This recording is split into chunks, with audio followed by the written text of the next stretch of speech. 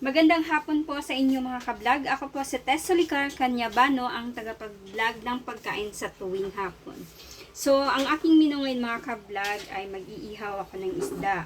Isda na sa halip na tuna, wala na po, naubusan na po. So, yung blue marine na lang ang aking binili ay 1 kilo at 3 guhit, 630 po mga kablog. So, dinner lang namin yan, ha? At ito po ang mga ricado, gata na natural, at ang egg. Naglaga ako ng egg na 10 piraso. Tinanggalan ko ng dilaw, separate ang puti. Ito po ang puti.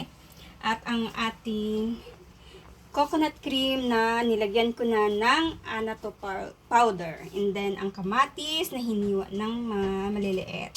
At yun, ang sibuyas pula at bawang at tanlad. Yun lang po. Mag-ihaw muna ako ng isda, tapos magluto ako ng sauce nila, tapos saka ibalot sa dahon ng saging. Lalagyan ho siya ng sauce sa loob. Tapos ibalik ulit, ibalot ulit, tapos isalang ulit sa apoy hanggang sa magsunog-sunog yung dahon na hindi naman lalabas yung sauce niya mga kablog. Okay, magbabalik po ako mamaya. Magluluto muna ang inyong tagapagluto ng hapunan sa tuwing hapon na si kablog Tess Solicar Canyabano. At yan po mga kablog, nilagay ko na ang bawang sibuyas. So, pula na. Huwag natin sunugin yung bawang at sibuyas kasi maiiba yung kulay doon sa ating soup. Ayan ang kamatis naman ang ating isusunod mga kablog. Ayan po. At yan, igigisa-gisa lang natin at taktakan natin ng pamintang konti mga kablog. Ayan po. Huwag naman danhan kaya maiiba yung aroma niya kasi iba ang ano niya ating nino ngayon mga kablog. Medyo first time ko nito, bagong nino ko at magbabalik pa ako mamaya ha mga kablog. At ilalagay na natin tong ating gata na may annatto powder mga kablog, yung coconut cream para medyo matunaw na itong annatto powder sa ano. Ayan po mga kablog.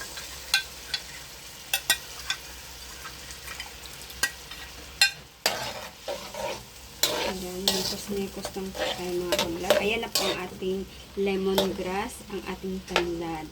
At yan, pakuluin na natin mapot. Tsaka natin ilalagay ang itlog na pula, yung pula ng itlog at ang puti.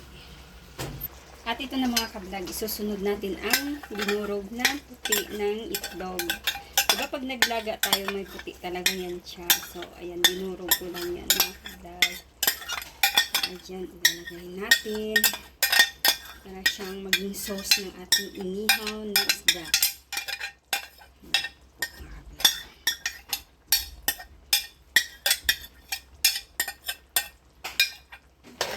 Inikos-nikos lang natin ha. Tapos isusunod natin ang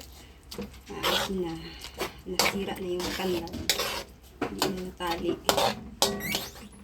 At ilalagay ko ang aking pula na itlog. Ayan po ang dinurog ko na yung nilagay itlog na may bilog na ilaw. Ayan po.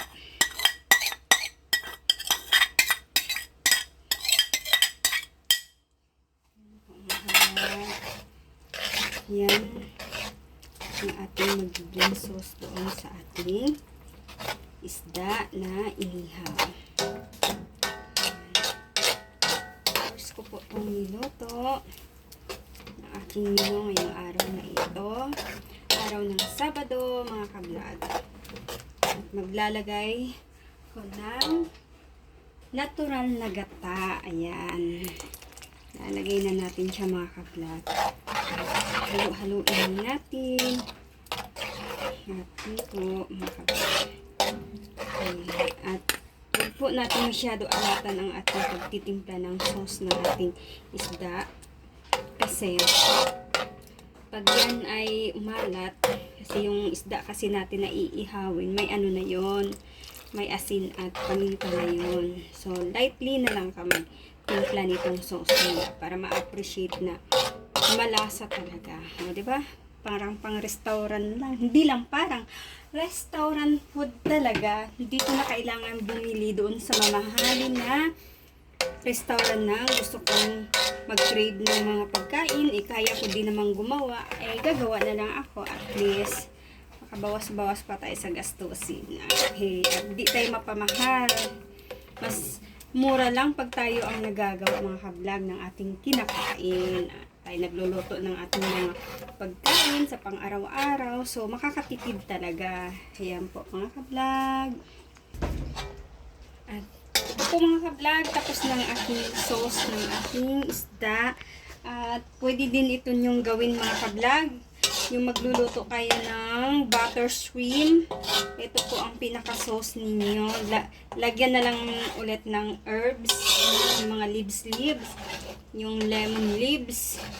Lemon ha, hindi lemongrass.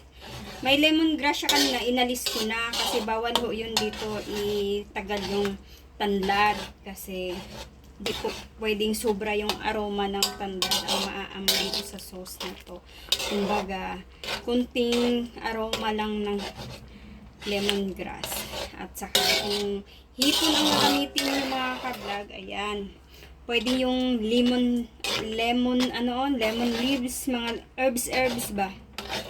Yun, makikita nyo mga herbs dyan sa groceryhan na mga binibenta. Yun. Dadagdag nyo dyan. Yun, para sa limango, hipon, yan po ang ating pinaka-sauce mga ka-vlog. At yun po, tapos na. At ako ay mag-iihaw na ng isda.